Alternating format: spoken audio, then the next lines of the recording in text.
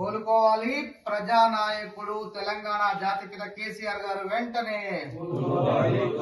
దేవుడా కోలుకోవాలి ప్రజానాయకుడు తెలంగాణ జాతిపిత కేసీఆర్ గారు వెంటనే.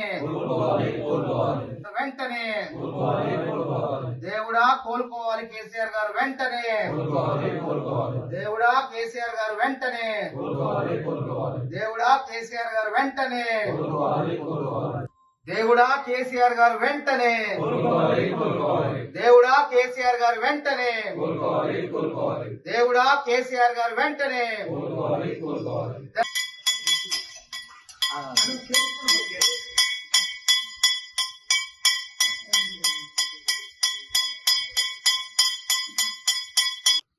కోలుకోవాలి కేసీఆర్ గారు వెంటనే. దేవుడా కేసీఆర్ గారు వెంటనే. దేవుడా కేసీఆర్ గారు వెంటనే.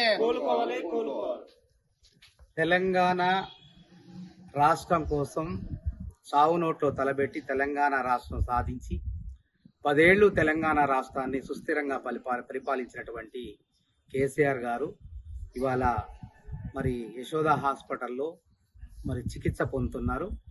వారు వెంటనే కోలుకోవాలని చెప్పేసి మరి నిరుద్యోగ జేఏసీ ఆధ్వర్యంలో ఉస్మానియా యూనివర్సిటీ మరి టెంపుల్లో సరస్వతి ఆలయంలో పూజలు చేయటం జరిగింది.